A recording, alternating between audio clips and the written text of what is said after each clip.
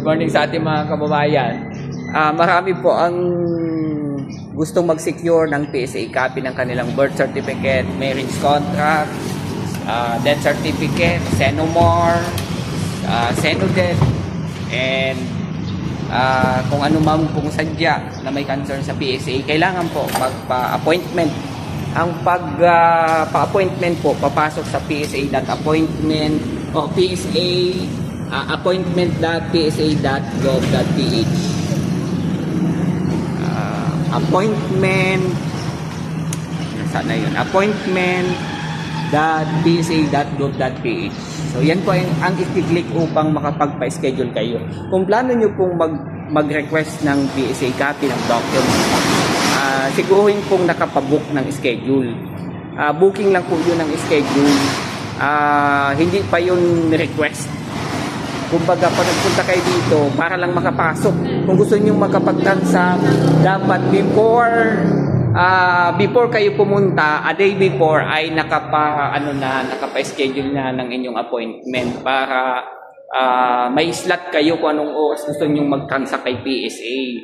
Mandatory po yan sa amin na kailangan may schedule bago makapag-transact. O kaya may national ID, pwedeng mag-transact mula alas 12 ng tanghali hanggang alas 4 lang po ng hapon. Ang pagtanggap namin ng mga nagre-request ng mga civil registry documents sa CRS Outlet Daet ay mula lamang alas 8 ng umaga hanggang alas 4 ng hapon. Kasi ang mula po naman ng 4 hanggang 5 p.m., mga reports na po yan.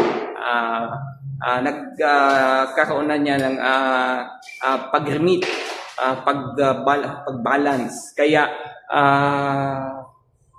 nauwi man kami after 5. So pag alas 4 po, asahan hindi na makakapag-accept kami ng inyong request pag nagpalo ng alas 4 mula 4:01 kasi ini-off na po niyan ang machine. Pag naka-off na yan, na-off na din po, i-off na din yan po.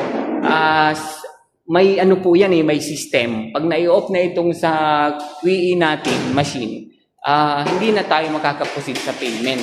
Kailangan namang magbukas po niyan. Matagal po yan, hindi yan madali. Pag nag-close na, talagang close na po ang aming tanggapan. Makakapag-transact kayo, sunod naman na araw. So, salamat. Good morning po sa inyong lahat.